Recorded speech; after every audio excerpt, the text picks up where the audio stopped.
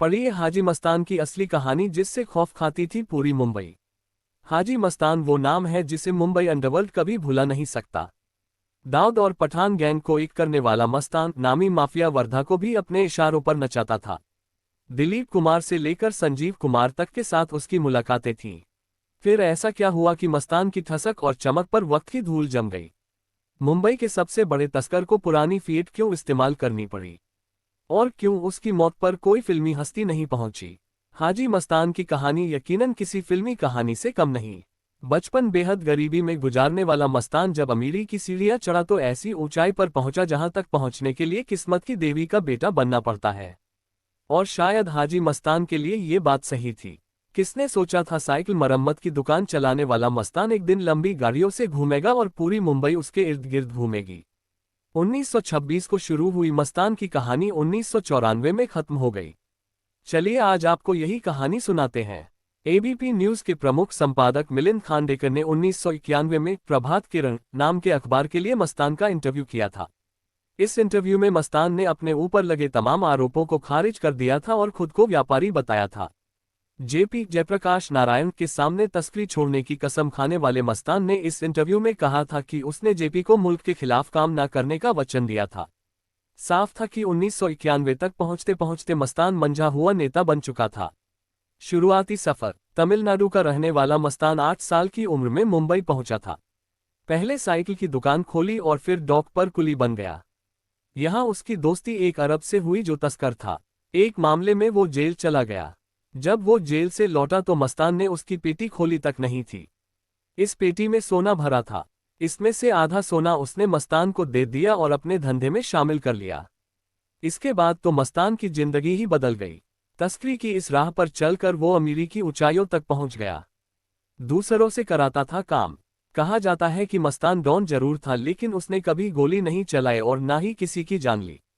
ऐसा नहीं था कि वो हिंसावादी था, लेकिन वो खुद ये सब नहीं करना चाहता था। डॉक पर उसका एक छत्र राज चलता था और कुली भी उसे बहुत मानते थे। सभी लोग उसके लिए काम करने को तत्पर रहते थे। कहा जाता है कि पुलिस वालों और बाकी अधिकारियों को वह खूब तोहफे देता था और उनका जमीर इन्हीं तोहफों के बोझ तले दब जाता था। एक वक्त था जब वरदराजन मुदलियार, करीम लाला, पठान गैंग और दाऊद गैंग सभी उसकी सरपरस्ती में थे।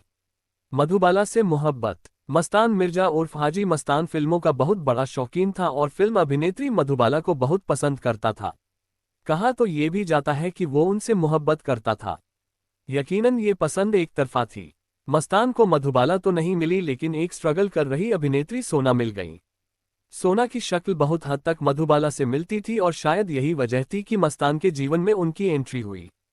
फिल्मों के दीवाने। राज कपूर, दिलीप कुमार और संजीव कुमार के साथ उनकी खासी मेल मुलाकात थी। कहा तो ये भी जाता है कि दीवार के रोल को सही से निभाने की चाहत में अमिताभ बच्चन भी उसके घर जाते थे। सोना और मस्तान ने कई फिल्मों में पैसा लगाया लेकिन सफलता नहीं मिली। लेकिन बाद के दिनों में बदनामी का खौफ इतना था कि फिल्मी दुनिया से इतनी नजदीकियां होने के बाद भी उसकी मौत पर सिवाय मुकरी के कोई फिल्मी हस्ती नहीं पहुंची। इंदिरा तक थी धमक की गूंज। एक वक्त था जब मस्तान का रुआब अपने चरम पर था और पूरे महाराष्ट्र में उसका जलवा था। कहा जाता है कि इंदिरा गांधी तक उसकी धमक की गूंज थी। जब आपातकाल लगा तो इंदिरा के आदेश पर कई लोगों को गिरफ्तार किया गया। मस्तान भी उन्हीं में से एक था।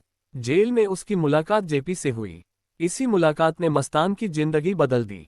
उसने राजनीति में आने का मन बना लिया और एक पार्टी बनाकर मैदान में उतर आया। दिलीप कुमार ने इस पार्टी का खूब प्रचार भी किया। उसका इरादा दलित मुस्लिम वोट के सहारे सत्ता हासिल करना था, लेकिन ऐसा हो ना सका। मस्तान ने वीपी सिंह का प्रचार भी किया था और काशीराम वीपी की तरह ही वह भी राजनीति में आगे बढ़ना चाहता था। वह खुद को बाबा साहेब कहलवाना पसंद करता था। डूबने लगा जब सूरज। एक वक्त आया जब वह तस्करी छोड़ रहा था और साथ ही माफियागिरी से भी पीछे हट रहा था। ये वो वक्त था जब वरदराजन मुदलियार वापस दक्षिण लौट गया था। करीम लाला और पठान गैंग का खेल खत्म होने को था और दाऊद का सूरज चढ़ने लगा था। पैसा फिल्मों और राजनीति में खत्म हो गया था और धमक, दाऊद गैंग जैसे नए गैंग्स के कारण खत्म हो रही थी।